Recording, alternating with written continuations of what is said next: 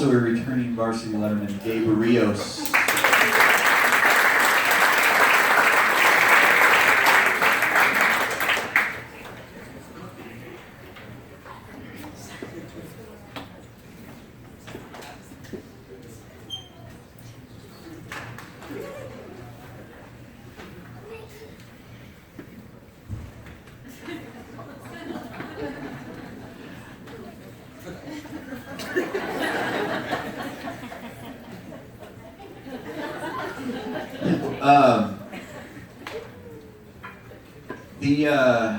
Our next group of guys, you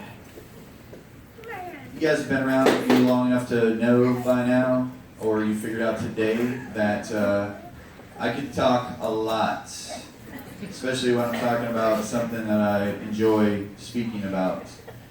And this is not a lie whatsoever. I've struggled so much with this group to be able to break them down individually and talk about each one, which is not normal for me. Usually it comes very easy because I'm with these guys every day. I know all about them. I see what they're all about. We ask so much of them to see their commitment. It's easy because to talk good about them it just comes naturally because they deserve it. But as I was going through the process, I just, every time I would talk, I was like, man, that's this kid, and that's also this kid, and that's also this kid. And I just kept running into the same things, and the overwhelming feeling that not only is this a great group of kids, it's an unbelievably amazing group of friends. Something that you just don't see in baseball. Baseball is a competitive sport where someone is playing your position and you need to beat them out. Baseball after high school is about attaining your superiority over someone. It's about me. It's way more me than it is team. The team concept obviously has got to run through if you want to have success. But it's about you. And baseball is built on that. It's an individual sport played by a team. That's why stats are so important, and why what you do as an individual comes into play in lots of situations. And certainly at times it's you versus someone else, batter versus pitcher. So it's a weird game that really combines those two things. But when you have a group of kids that through the entire process was able to not only continue to have those friendships, but really the friendships grew through what we were doing. They're better now than they were when we started. They're bigger than they were when we started. They include more people than they did when we started. I don't really know that I'll ever see a group like this again. And not because we don't have other really good kids that'll come in and fill their shoes, but the fact that they really, our big thing is, man, you have to care about your teammates. You have to care about what's going on. This is really important to the growth of the program, and this is still high school baseball. You're learning life lessons. And you need other individuals to get through, because obviously none of us can do this by ourselves. So how do you do that? Well, these guys not only embraced it because that was our thing, but they did it because they believe that.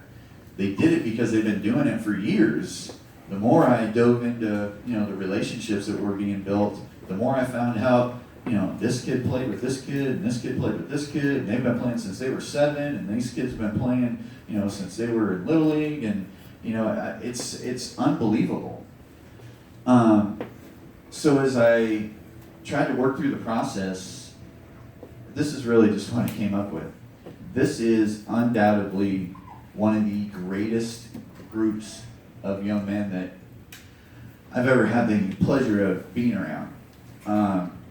The work ethic, the commitment, the desire, the belief, unbelievable, off the charts. The willingness to give more when we needed more every day. Hey, yesterday was great, today's got to be better. Sounds good, coach, let's do it. I remember a conversation I had with this group at the beginning of the year, and I said, hey, as much as I like all of you, only 9 guys play. Now, I'm not real good at math, but there's 9 of you. So it's going to be real hard for you all to get on the field at the same time. How are we going to do that? How are we going to make this team work with a senior class that's so big and talented? But that's just not baseball. Some of you are going to play more. Some of you aren't. Some of you are going to have a bigger role. Some of you won't. Some of you are going to do little tiny things that are going to help us win lots of baseball games. Nobody's going to notice.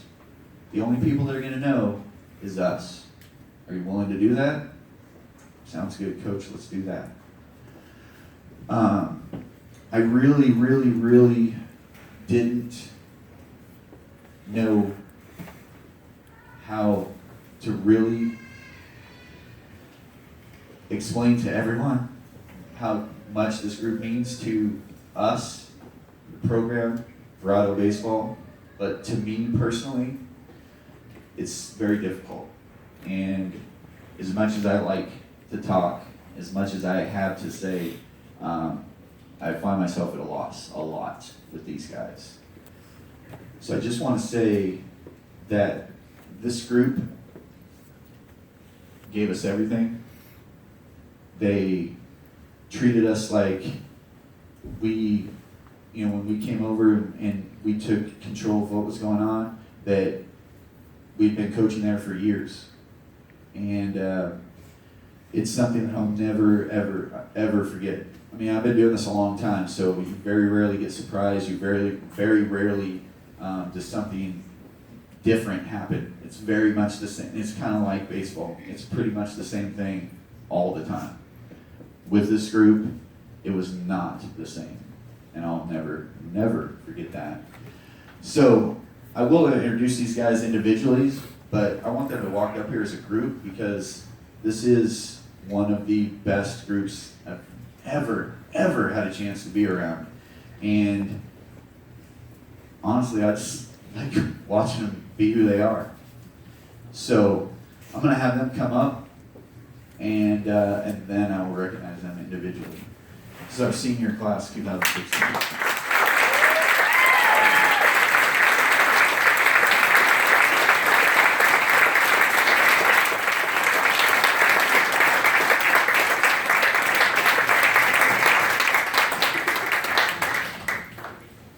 First up, Hunter Higgins.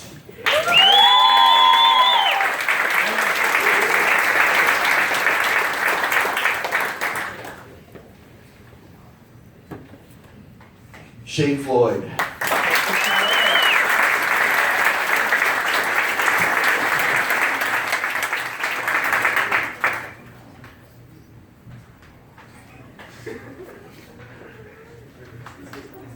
Brandon Flores.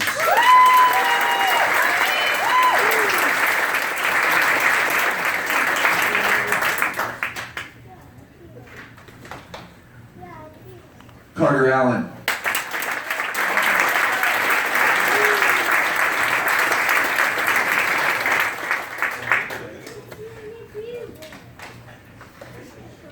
Elia Salaya.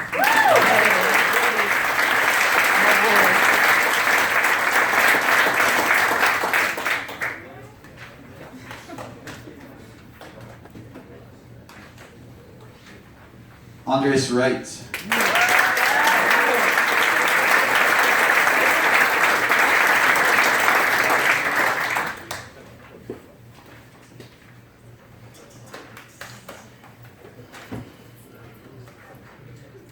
Tony Caparimo.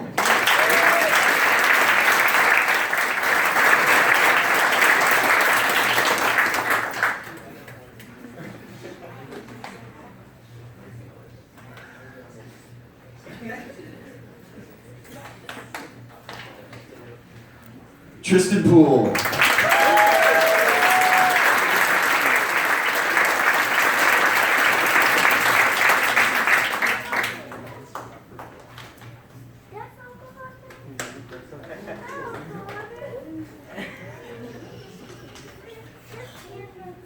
Tyler Thurston.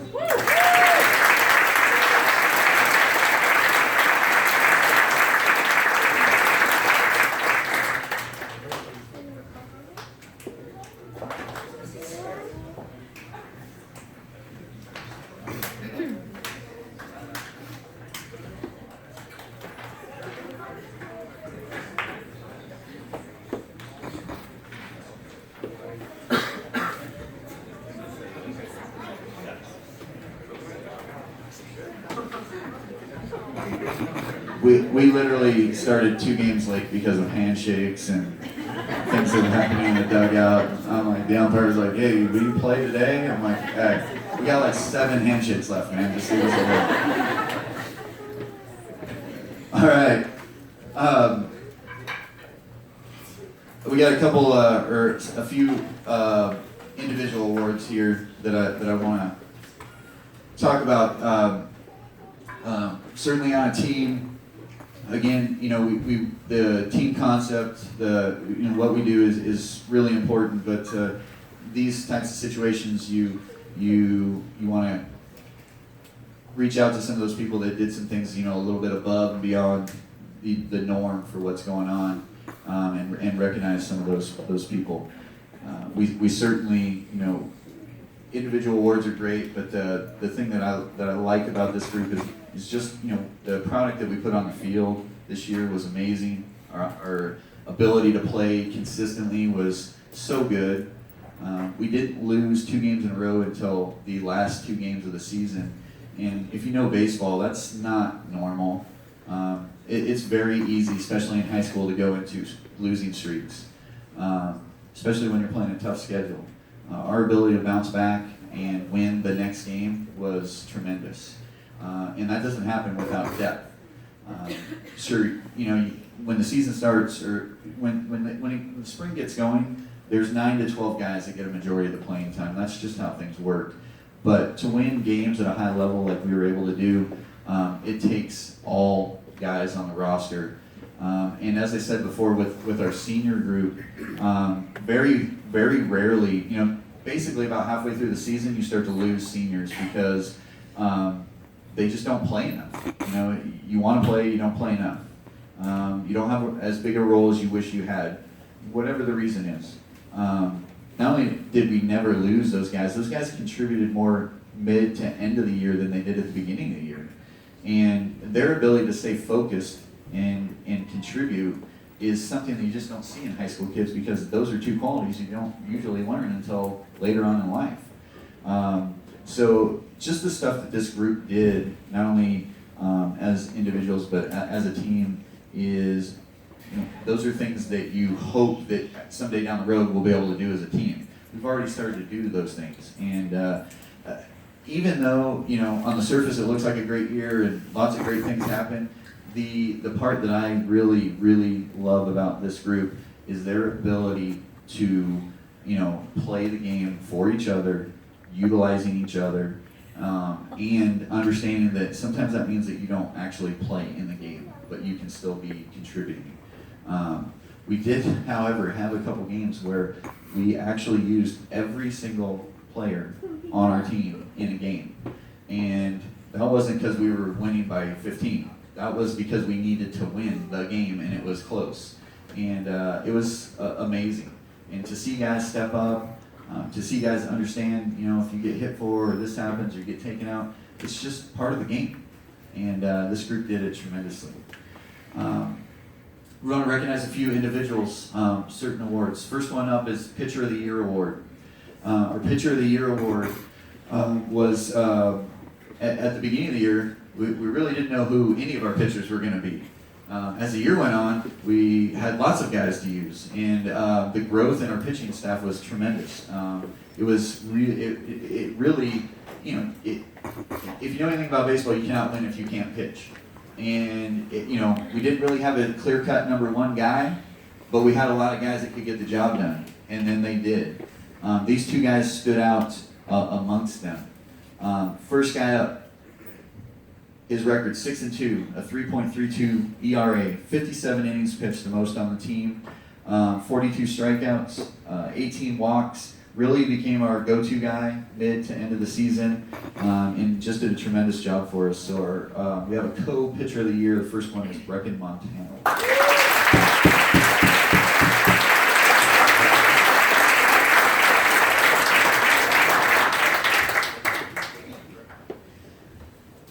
Next up, this individual's record 7-1, 14 appearances, led the team. 2 saves also led our team. That actually would have been several more, but he always seemed to come in the game when the game was tied, and then he'd pick up a win. It was sweet for him.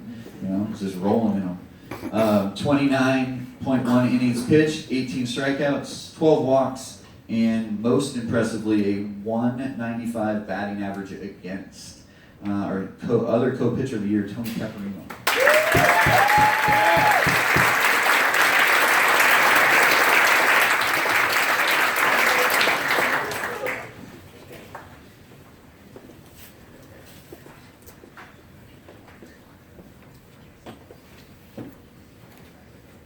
Our next award is we call it the Rookie of the Year, somebody that was new to varsity and then had major contributions to what we were doing.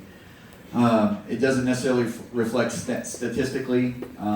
It reflects maybe somebody that just what they gave us was something that we wouldn't have had if they weren't there, or they filled a role, or it may even be that they statistically they didn't do anything, but they went into the game and did tremendous things that don't necessarily show up on the stat sheet. So it's really not driven by stats, but we have co-rookies of the year. In this first one, really, I want to read his stats because they're very reflective of the job that he did for us, and also it's just a really good indication of what it's like to be a good player on a really good team, and how, although you could do the job, somebody else also can do the job, and they were getting those opportunities. But when you got your chance, you did a tremendous job. Our first Rookie of the Year award goes to a pitcher. He had 1.22 ERA, a record of 3-0, 23 innings pitched, 16 strikeouts, 7 walks, and only to be topped by Tony's batting average against, but very impressive, a 240 batting average against.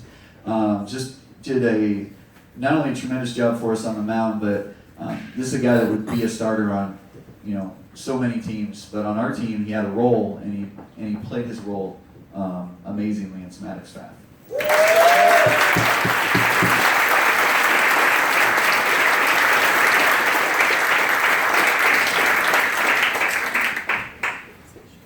Our next Rookie of the Year is truly why this is not a statistical award, because the things that he brought to the table were not measured in stats. They were measured in how it affected our team.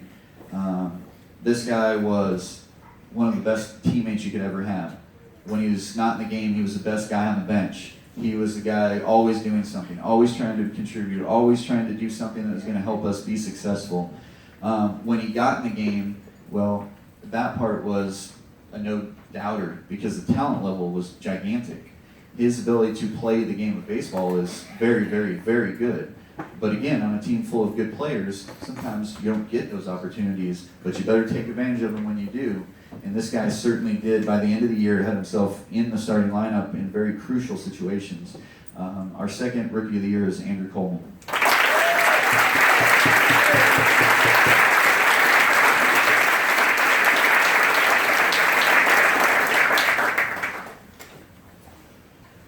Next up, Defensive Player of the Year. This was probably a no-doubter for most of the year until you started really looking at things that happened during the season and how we were able to stay in games, or making plays that maybe somebody else wouldn't make, or making a play that's going to truly, at the time we always talk about how one play, unless it's the last play of the last at bat of the game, the game isn't over, so it's not game saving. But this guy made a lot of plays that were game saving, even though it might have been in the third inning. These two individuals, together were the heart and soul of our defense. Our first defensive player of the year did a tremendous job for us in the outfield. In our outfield, to be a defensive player of the year in our outfield is difficult because I'm pretty sure we might have had the best high school outfield that I've ever seen for sure, but maybe out there at all. Our outfield was truly, truly special, and this guy made it even more special. It's Carter Owen.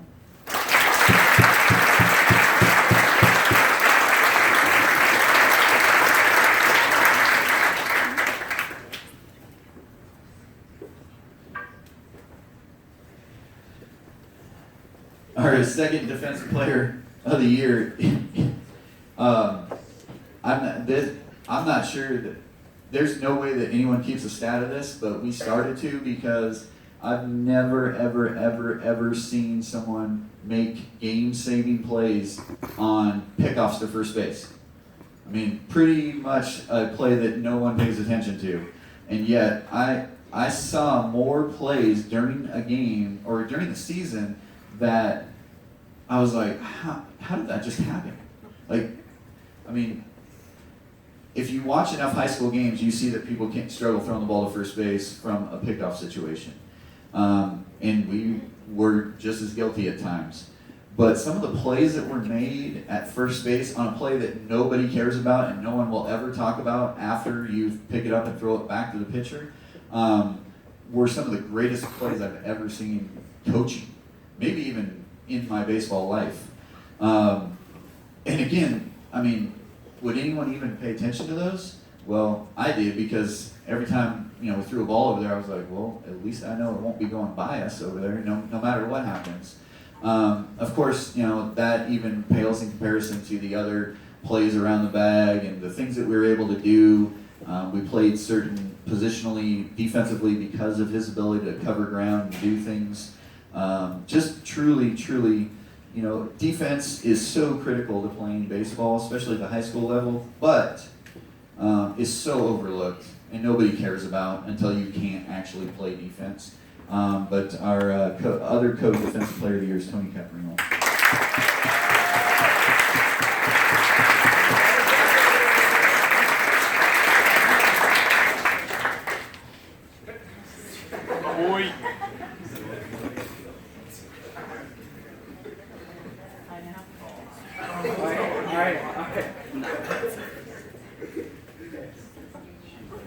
All right, our next award, we call it a Q Quality at Bats champion. Our bats were broke down to Qs. Are they quality at bats? What goes into that, I won't bore you with, but there's a certain criteria that makes it a quality at bat. In the end, typically the quality at bat champion is somebody that ends up, being one of your better offensive players and such. It doesn't necessarily always equate.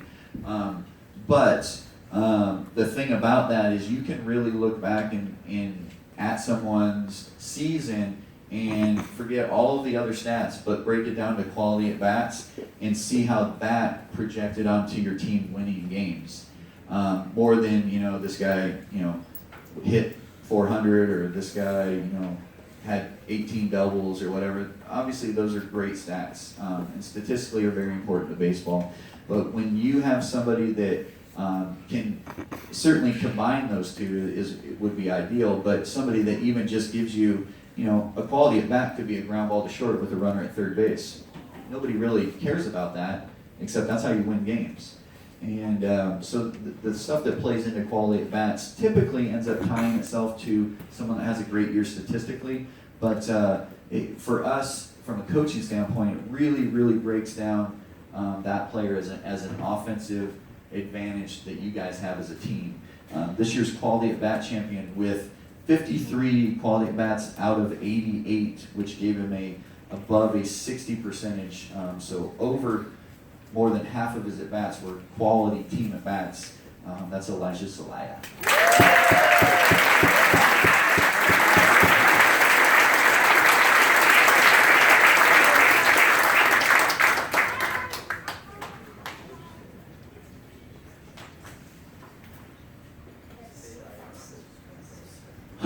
Our next award, something that we've done in the past as a coaching staff, and it is one that we, is really, really kind of dear to our heart. Again, it fits into the concept of, how important the team is, how important you as an individual are, but it has to play into the team atmosphere of what we have going. This particular award, we call it the Mr. Viper Award, kind of that person that really, really, really personifies what our program is all about, and even to an extent what we want to think that our school's about, our community is about, that type of thing. We've altered that a little bit. As you know, we had a tragic situation that came about this year with us, and a death in our group. And with that, from a personal side, it really, really galvanized my belief in why we came over to Verrado, because Verrado is a real community and a world that really needs those things. And it's not, when you live outside of that, you find the things that are negative about that. When you live inside of it, you see all the good things that go into why it's important to really care about other people. I saw that firsthand when Josh Thurston passed away. The outpouring to the Thurston family was unbelievable. The community within our baseball group was unbelievable. The dedication to make sure that not only was everything taken care of, but this group was going to then continue that every day. Not just when it was convenient, just when it fit in, but really, really, because they truly cared. It was amazing to see, especially when, I hadn't been a part of it before.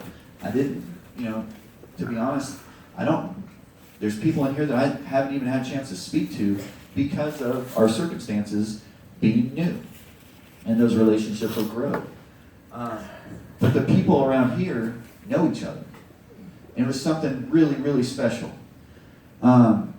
So along those lines, we've changed our Mr. Viper Award to now will be called the Joshua Thurston Mr. Viper Award. And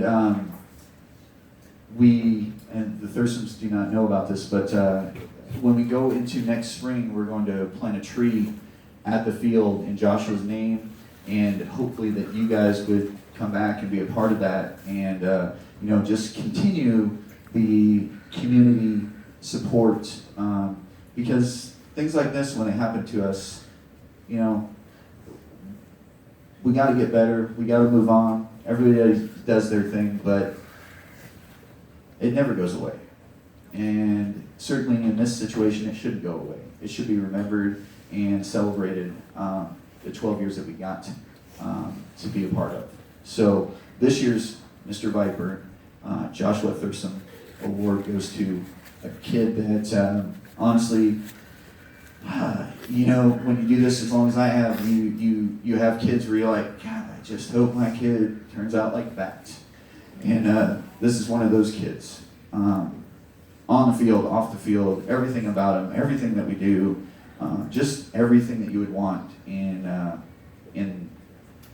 the representation of our baseball program, the representation of our community, the representation of everything that we do that's Verrado baseball related. And certainly a guy that just from day one for me was my go-to guy, my guy that I could count on, the guy that was going to get it done.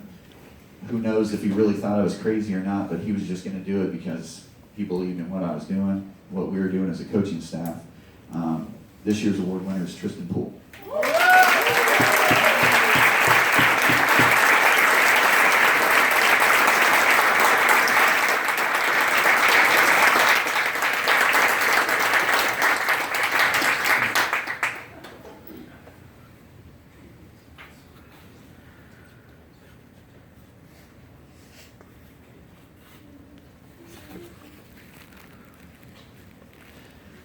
right, didn't know if I was going to make it through that one. All right, next up, our Offensive Player of the Year. This player certainly had the stats to back up the award, but if you talk to anybody we played, somebody that they keyed in on, somebody that, hey, this is, usually as a coach, you're like, we can't have this guy beat us, he's their best guy, that type of thing. Certainly was the reflection that I got. Coaches meetings, hey, what's this kid doing? Where's he going? Man, we couldn't get this guy out. Just on and on and on. The accolades that were thrown on him. Even there's a couple times I'm like, gosh, I don't even remember him getting a hit against you, but that's cool. I'm glad you like him that much. But literally, that's the kind of guy he was. When he was in the box, he was a threat. He walked on the field, he was a threat. He, one of those guys that comes out of the clubhouse and there's a chance he's going to win the game for you. Statistically, a 360 batting average, which is a really, really solid batting average. But the thing about that is you got a guy that's getting pitched to like he's the best player on the team every single time he's up. And just his at-bats, even when they didn't end in hits, were so quality. 27 runs, 32 hits, 24 RBIs, 4 doubles, a school record 8 triples, 1 home run, a .458 on base percentage. So half of the time, just about half the time he is getting on base every time he's up. A .617 slugging percentage, and most impressively, a 1.076 OPS, which is a combination of all of those things, and it's over 1,000. So that's impressive. This year's Offensive Player of the Year is Elijah Salai. Woo!